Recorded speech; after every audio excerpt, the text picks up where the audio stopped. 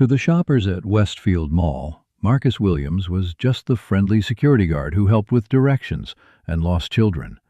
They saw the uniform, the radio, the easy smile, but not the 22 years of police detective experience that had made him one of the best threat assessment officers in the city.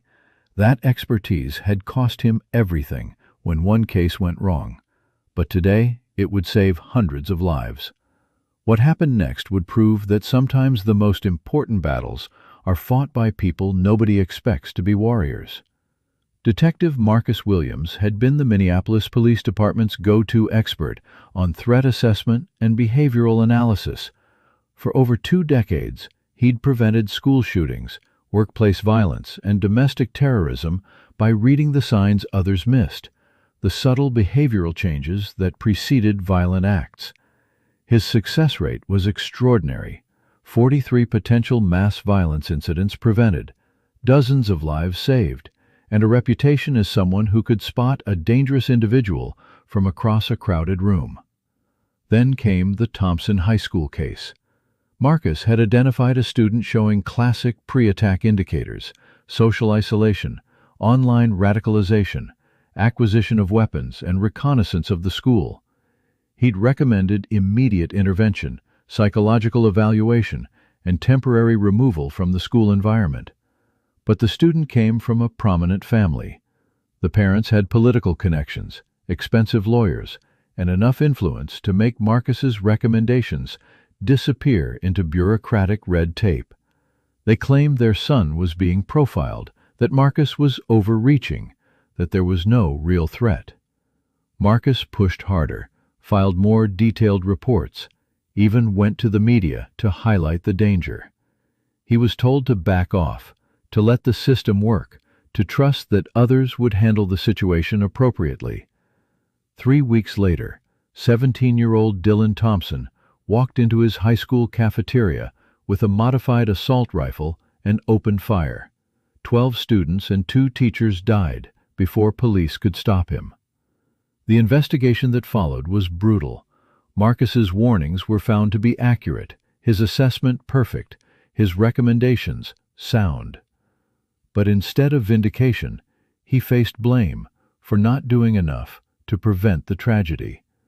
The families of the victims sued the police department. The media painted Marcus as the detective who knew but failed to act decisively. Politicians used the case to score points about police incompetence and bureaucratic failure. Marcus found himself caught between impossible contradictions.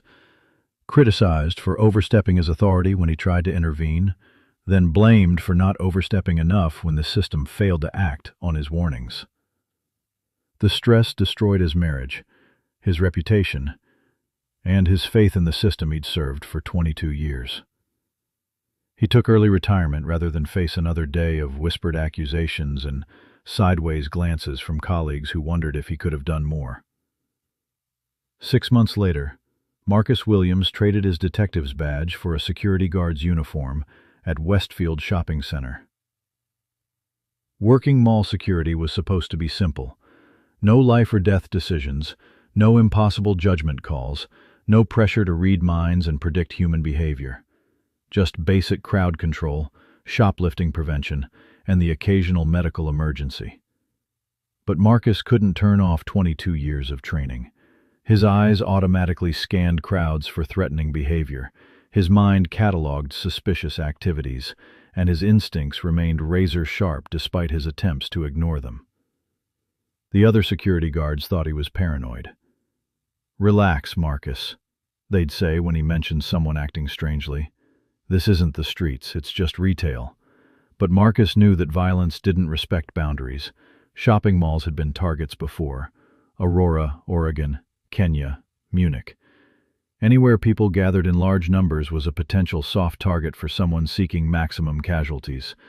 For 3 years, Marcus had suppressed his instincts, told himself to just do his job and go home. He'd learned to recognize the faces of regular shoppers, to navigate family disputes and teenage drama, to handle the mundane problems that arose in a busy shopping center. He thought he'd successfully buried Detective Williams and become just another security guard. He was wrong. It started on a Tuesday morning in October. Marcus was doing his routine patrol when he noticed someone who didn't belong. A young man, early 20s, Arabic features, wearing a heavy jacket despite the warm weather. The man was walking through the mall with purpose, but not shopping, observing. Marcus's detective instincts kicked in immediately. The man was conducting surveillance, noting security camera positions, counting exits, timing foot traffic patterns. He was mapping the environment with the systematic approach of someone planning something. Marcus followed at a distance, using his knowledge of the mall's layout to maintain visual contact without being detected. The man spent 45 minutes conducting what was clearly reconnaissance, then left through the parking garage. Probably nothing, Marcus told himself, just someone checking out the mall. But that night he couldn't shake the feeling that he'd seen the beginning of something dangerous. The young man returned Wednesday morning, same time, same systematic approach. This time Marcus was ready. He used the security cameras to track the subject's movement, documenting his route and behavior. The pattern was unmistakable. This was operational planning. The man was studying the mall the way Marcus had seen terrorists study targets, the way school shooters prepared for attacks, the way someone planned when they intended to cause maximum damage. Thursday brought a second individual, a different young man, similar age and appearance, conducting his own reconnaissance. Marcus realized he wasn't watching one potential threat. He was watching a coordinated operation. By Friday, there were 3 of them. Marcus knew he couldn't go to local police. His reputation was destroyed, and his concerns would likely be dismissed as the paranoid fantasies of a washed-up detective trying to relive his glory days. Without evidence of an actual crime, he'd be told to file a report and let others handle it. Instead, Marcus did what he'd always done best. He investigated. Using the mall's security system, Marcus began building profiles of his 3 suspects. He documented their visits, mapped their routes, and analyzed their behavior patterns. All 3 were conducting textbook pre-attack surveillance, but they were careful never to be in the mall at the same time.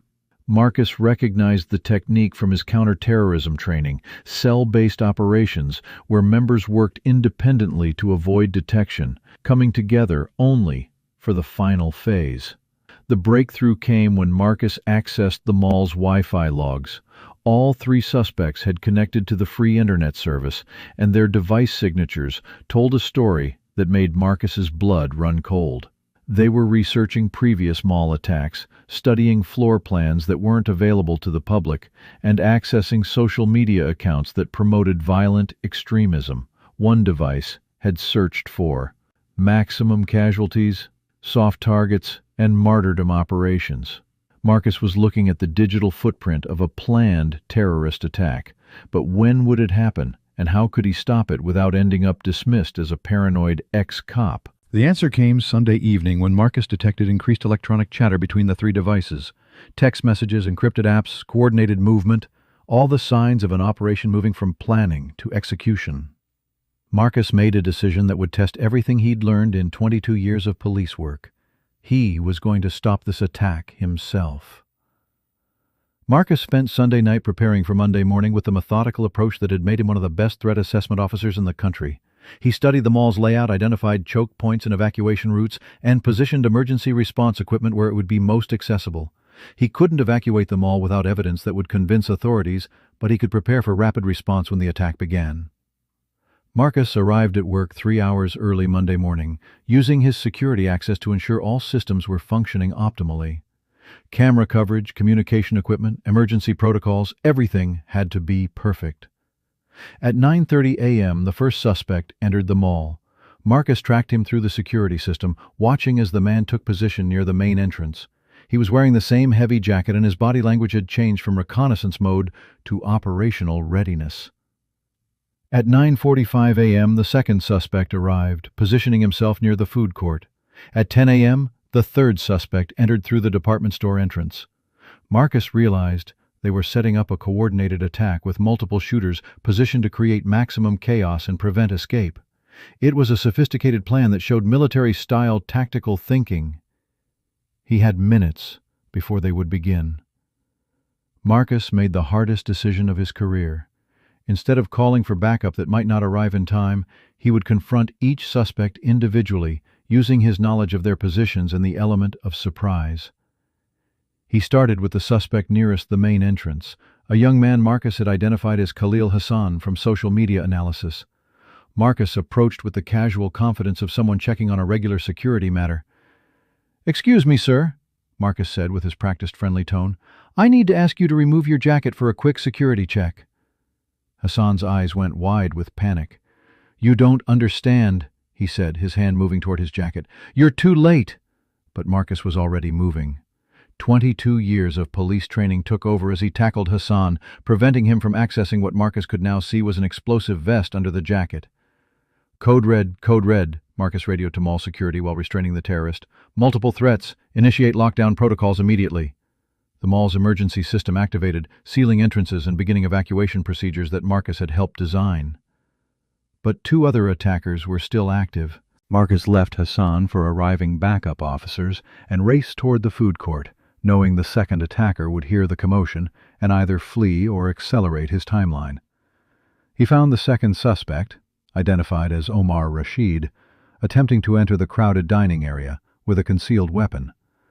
Families were eating lunch, children were playing, hundreds of innocent people were in the line of fire. "Security! Everyone down!" Marcus shouted. Drawing the off-duty weapon he was licensed to carry, Rashid spun around, his rifle coming up with trained precision, but Marcus was faster, his police training, and 3 years of tactical preparation, giving him the split-second advantage he needed. The shot echoed through the food court as Rashid dropped, his weapon sliding across the tile floor away from reaching hands. 1 suspect down, 1 in custody, 1 still at large. Marcus keyed his radio as panicked shoppers fled in organized chaos. The evacuation drills he'd insisted on implementing were saving lives. 3rd suspect, department store entrance, consider armed and extremely dangerous. The response came immediately, units responding, ETA 2 minutes. But 2 minutes might be too long. Marcus reached the department store entrance to find the 3rd suspect, Mahmoud al-Qasir, attempting to force his way through the emergency lockdown barriers. The man had realized his operation was compromised and was trying to reach his intended target area before law enforcement could stop him. "Drop your weapon and get on the ground," Marcus commanded, his gun trained on the suspect. Al-Qasir turned slowly, and Marcus could see the same expression he'd seen on Dylan Thompson's face 3 years earlier, the cold calculation of someone who had already committed to maximum violence. "You cannot stop the message," Al-Qasir said calmly. "Today America learns the price of its sins. Today America learns that some people still stand between evil and innocent lives," Marcus replied. Al-Qasir made his move, bringing up an automatic weapon with the fluid motion of someone who had trained extensively. But Marcus was ready, and his response was immediate and precise. The terrorist dropped before he could fire a single shot. The investigation that followed revealed the scope of what Marcus had prevented.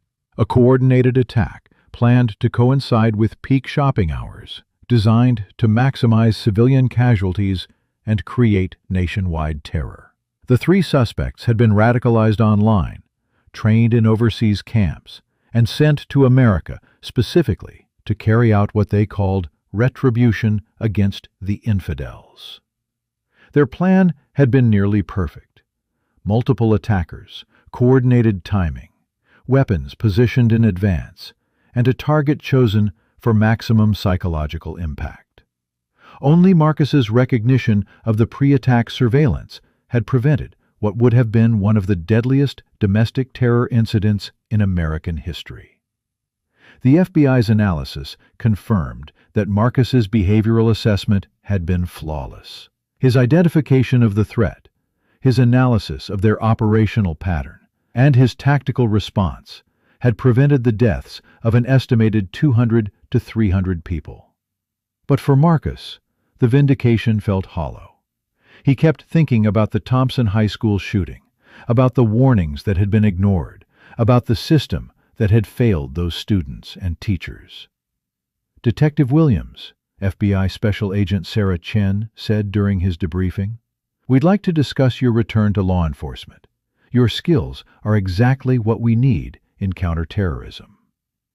Marcus looked around the mall, where he'd spent 3 years learning to be ordinary, to be overlooked, to be just another security guard. "Agent Chen," he said finally, "I appreciate the offer, but I think I'm exactly where I need to be." 6 months later, Marcus Williams received a classified briefing from the Department of Homeland Security. He was being recruited for a new program, the Civilian Threat Assessment Network, a system that would place trained behavioral analysts in soft-target locations across the country. Marcus would remain the head of security at Westfield Mall, but he would also serve as a regional coordinator for threat assessment, training other security personnel to recognize pre-attack indicators and respond appropriately. The program was designed around a simple principle. The most effective way to prevent attacks was to have trained eyes watching for threats in the places where people gathered. Shopping malls, schools, hospitals, airports, and community centers. "We learned something important from your case," the DHS official explained. "The best threat assessment doesn't come from distant surveillance or computer algorithms. It comes from people who know their environment, who can spot when something doesn't belong, who have the training to act on their instinct." Marcus accepted the position, understanding that his real calling wasn't in prestigious detective work or federal law enforcement. It was in being the guardian that others didn't notice, the protector who watched from the shadows, the person who stood between normal life and those who would destroy it. 2 years after the prevented attack, Marcus Williams stood in the same food court where he'd stopped Omar Rashid. Families were eating lunch. Children were playing. Teenagers were hanging out. The normal, beautiful chaos of people living their lives without fear. A young mother approached him, pushing a stroller with twin toddlers. "Officer Williams, I'm Jennifer Chen. I was here that day, 2 years ago. You saved my family's life." Marcus smiled, watching her children play with their toys, oblivious to how close they'd come to tragedy. "I was just doing my job, ma'am." "No," she said firmly. "You were doing much more than that. You were being the hero nobody expected, in the place nobody was looking." As Jennifer and her family walked away, Marcus reflected on the strange path his life had taken. He'd lost everything trying to prevent one tragedy, then found his purpose by preventing another. The badge was different, the uniform less prestigious, the pay significantly lower. But Marcus Williams had learned something that his years as a detective hadn't taught him. Sometimes the most important work happens when nobody is watching, when there are no promotions or commendations, when success is measured not by what you achieve, but by what you prevent. 3 years later, the Civilian Threat Assessment Network had expanded to over 500 locations nationwide. Trained security personnel, teachers, healthcare workers, and community volunteers were using Marcus's techniques to identify and prevent attacks before they happened. The program had stopped 12 planned attacks, saved hundreds of lives, and created a new paradigm for public safety. One based on the understanding that protection comes not from distant authorities, but from ordinary people doing extraordinary things. Marcus Williams had proved that sometimes the most dangerous opponents for terrorists aren't armed tactical teams or sophisticated surveillance systems. Sometimes they're security guards who pay attention, who remember their training, and who refuse to let evil triumph on their watch. The mall doors opened for another day. Shoppers began arriving, and Marcus Williams began another shift. Watching, protecting, and standing ready to be the hero nobody expects when the moment demands it. If this story moved you, remember that heroes don't always wear capes or carry badges. Sometimes they wear security uniforms and patrol shopping malls, using experience and instinct to keep us safe in ways we never realize. Have you ever noticed something that didn't seem right and acted on your instincts? Share your story in the comments below. You never know who might be inspired by your vigilance. Where are you watching from today? Drop a comment and remember, the next time you see a security guard, a teacher, or any other person in a protective role, they might be the only thing standing between you and danger. Thank them for their service.